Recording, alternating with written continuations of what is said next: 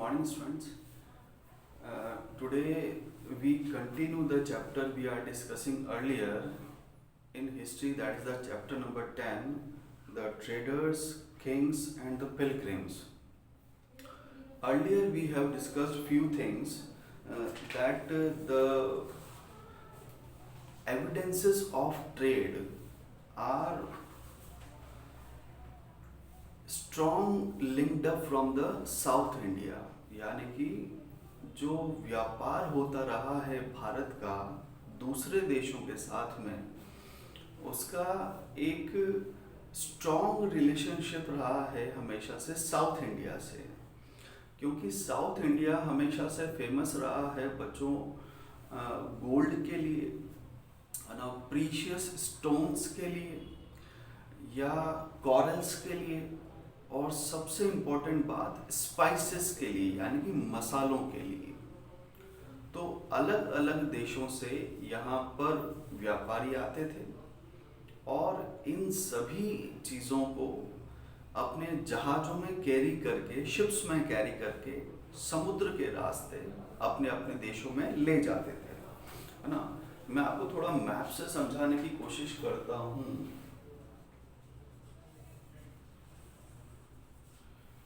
This is all about the south India. अगर हम इस रीजन की बात करें बच्चों, तो यहाँ पर है अरेबियन सी, ठीक है, और इस जगह पर है इंडियन बे ऑफ बंगाल, और ये जो एरिया है इस एरिया पर होता है इंडियन ओशन। यानी कि इन रास्तों पर, इन जगहों पर, ये कौन से एरियाज हो गए बच्चों? Coastal areas. कोस्टल यानी कि समुद्र के किनारे के जो जगह हैं उन्हें कोस्टल एरियाज कहा जाता है। तो जो प्रीशियस स्टोन्स वगैरह जो थे, वो प्रीशियस स्टोन्स किस जगह पर मिलते थे? इन समुद्र में। जो कॉरल्स, जो सी शेल्स होते हैं, वो भी यहीं पर। इसके अलावा जो यहाँ पर स्पाइसेस जो थी, है ना, स्पाइसेस जिसे हम मसाले कहते हैं, वो भी यहाँ पर फर्टाइल लैंड होने की वजह से बहुत अच्छे अमाउंट में मिलते थे। तो जो भी ट्रेडर्स अलग अलग देशों से यहाँ पर आते थे, वो इन सारी चीज़ों को, सारी चीज़ें मतलब जैसे प्रीशियस स्टोन्स हो गए, है ना, और कॉरल्स का नाम लिया मैंने आपको, स्पाइसेस में सबसे इंपॉर्टेंट पेपर, है ना। अब इस पेपर की इंपॉर्टेंस इस बात से आप समझिए कि रोम देश में ये पेपर अवेलेबल नहीं होती थी बच्चों उस समय पर।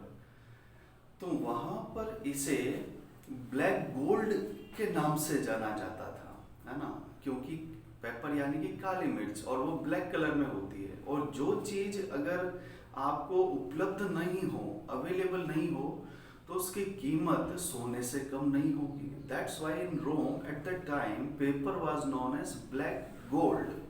ओके। तो जो भी सेलर्स होते थे वो क्या करते थे?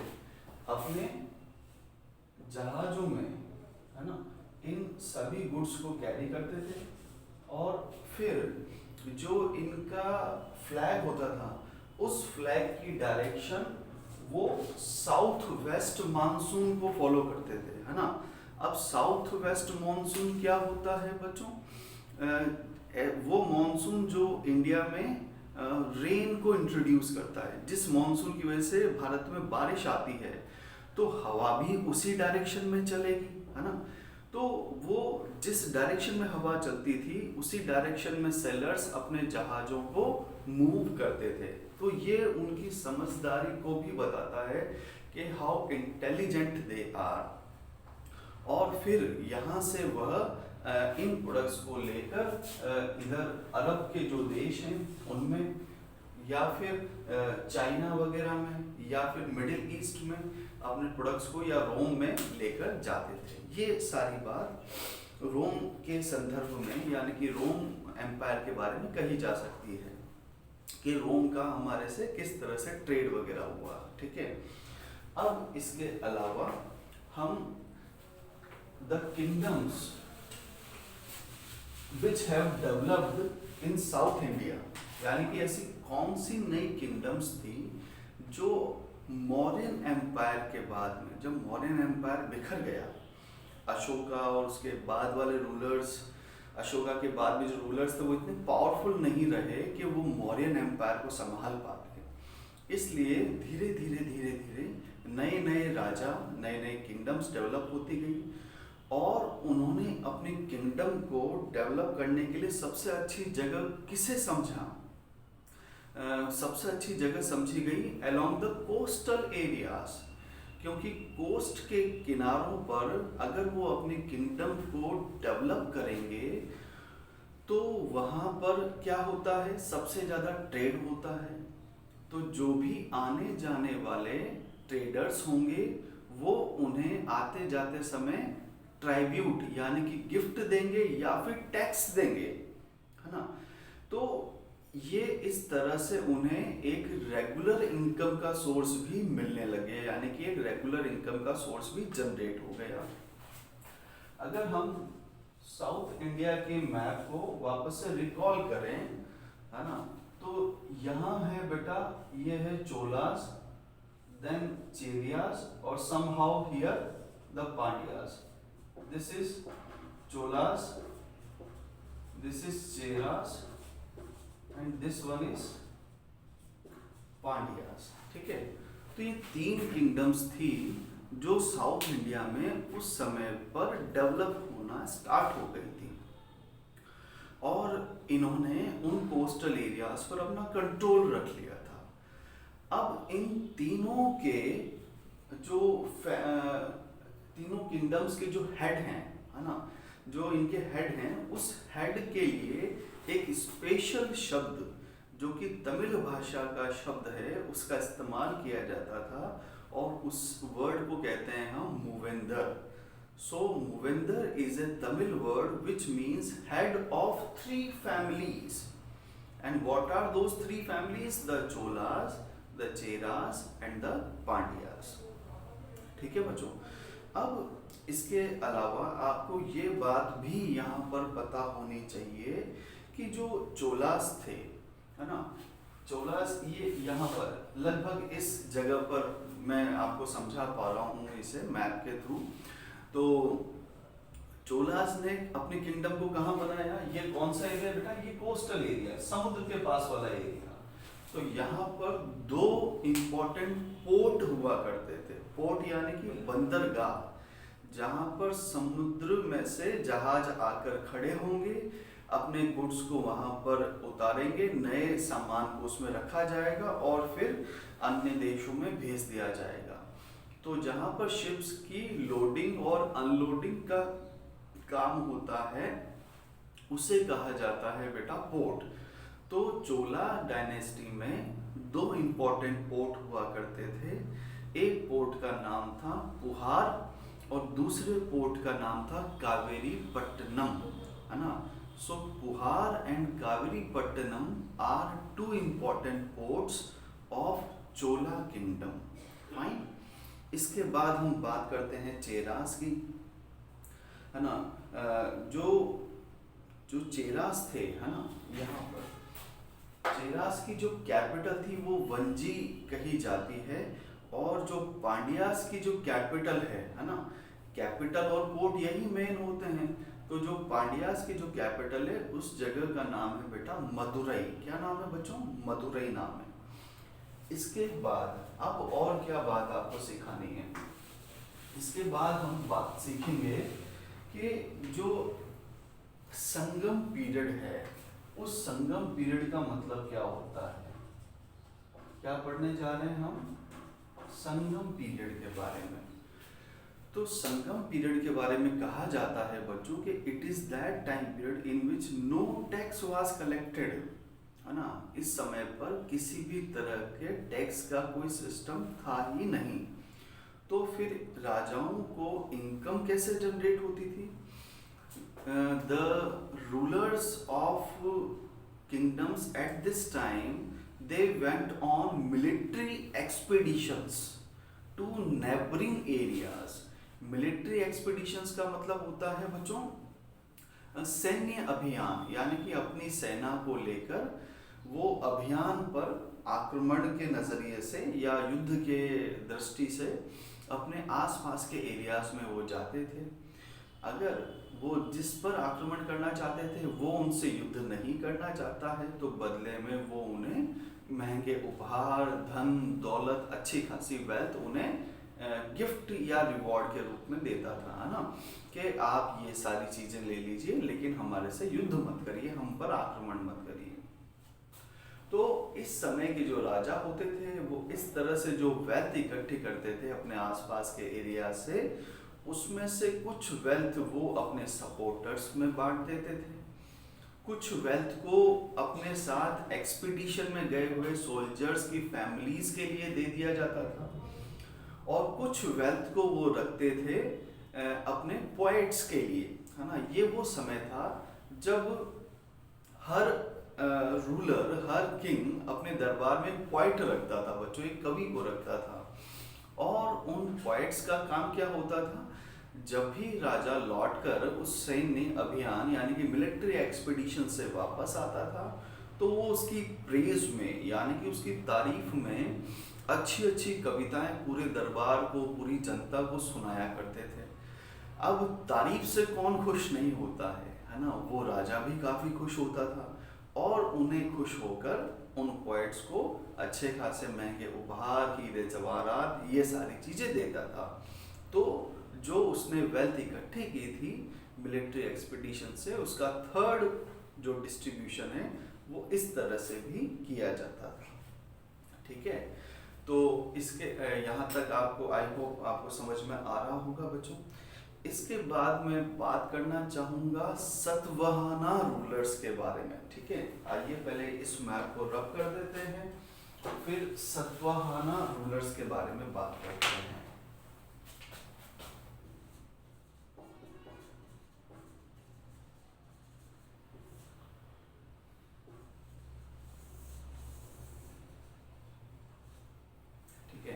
ये वही मैंने साउथ इंडिया का एक तरह से मैप बनाया है आप लोगों के लिए। जो सतवाहना रूलर्स थे वो अप्रोक्सीमेटली इस जगह पर फ्लरिश हुए, है ना। ये एरिया है थोड़ा बहुत महाराष्ट्र का, है ना, समहाउ आज की अगर डेट में बात की जाए तो इसमें कर्नाटक वगैरह भी आता है, लेकिन उस समय पर इस एरिया को वेस्ट इंडिया के नाम से जाना जाता था, वेस्टर्न इंडिया के नाम से जाना जाता था, पश्चिमी भारत। तो जो सतवाहना रूलर्स हैं उनका जो कंट्रोल रहा है इंडिया में वो भारत के वेस्ट पार्ट पर रहा है, यानी कि पश्चिम भाग पर रहा है। और इनके जो सबसे प्रमुख राजा हैं, जो सबसे जिनका ज़्यादा नाम हुआ है हिस्ट्री में, उन रूलर का नाम है बेटा गौतमी पुत्र श्री सतकर्णी। वापस से सुनिए, क्या नाम है रूलर का? गौतमी पुत्र श्री सतकर्णी। अब इनका ऐसा नाम कैसे रखा गया? इनकी माता का नाम था बेटा गौतमी बालाश्री, है ना। तो इन्होंने अपने नाम के आगे गौतमी यानी कि अपनी माता का नाम भी ऐड ऑन किया है। That's why his name becomes Gautami पुत्र। गौतमी माता का नाम है और ये उनके पुत्र हैं, है ना। कौन? श्री सतकर्णी। इसलिए पूरा नाम बनता है गौतमी पुत्र श्री सतकर्णी।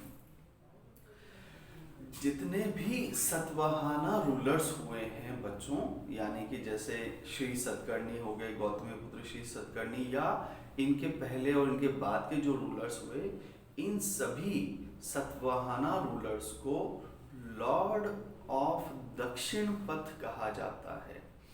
अब लॉर्ड यानी क्या होता है बेटा? भगवान। दक्षिण पथ, दक्षिण पथ दो शब्दों से मिलकर बना है। दक्षिण माने साउथ और पथ यानी कि रूट। साउथ की तरफ जाने वाले रूट का भगवान माना जाता था सतवाहना रूलर्स को। अब ऐसा क्यों? क्योंकि आप मैप में देखिए कि this one is north India, ये वेस्ट हो गया और ये हो गया साउथ। यानी कि अगर आपको साउथ इंडिया में आना है तो आपको इस किंगडम को क्रॉस करना ही पड़ेगा। तो ये क्योंकि मिडिल में बैठे हुए हैं, बीच में बैठे हुए हैं, तो इन्हें अवॉइड कर कर साउथ इंडिया में जाने का और कोई मार्ग था नहीं। तो जो भी ट्रेडर्स इन मार्गों से जाता था ये उनसे भी ट्राइब्यूट ऑफर करते थे, ट्राइब्यूट चार्ज करते थे। ट्राइब्यूट क्या होता है? ट्राइब्यूट और टैक्स में क्या डिफरेंस है? Tax is a compulsory payment, है ना। टैक्स अनअवॉइडेबल होता है ना। उसका अमाउंट भी फिक्स होता है कि आपको कितना पे करना है। जबकि ट्राइब्यूट क्या है बेटा? एक तरह की गिफ्ट है ना, जो हम अपनी क्षमता अनुसार यानी कि अपनी कैपेसिटी के अकॉर्डिंग और अपनी इच्छा से राजा को या राजा के किसी अथॉरिटी को, जो उनका रिप्रेजेंटेटिव है, उसे हम ऑफर करते हैं। That is the meaning of the tribute. तो यहाँ पर मेन बात, समझने वाली बात क्या है कि the Satavahana rulers are known as lord of Dakshinapatha. ये आप भूलेंगे नहीं। सतवाहना जो डायनेस्टी थी, इनके सबसे पहले राजा का नाम है Simuka, SIMUKA। This is the first ruler of the Satavahana dynasty, है ना। बुक से थोड़ा सा एड ऑन पढ़ा रहा हूँ, है ना। तो बुक में अगर ये शब्द नहीं मिले तो परेशान मत होइएगा। और जो लास्ट रूलर है ना इनके, उनका नाम है यज्ञश्री सतकर्णी। यज्ञश्री या यज्ञश्री भी कहा जा सकता है। यज्ञश्री श्री सतकर्णी इनके राष्ट्र रूलर्स का नाम है।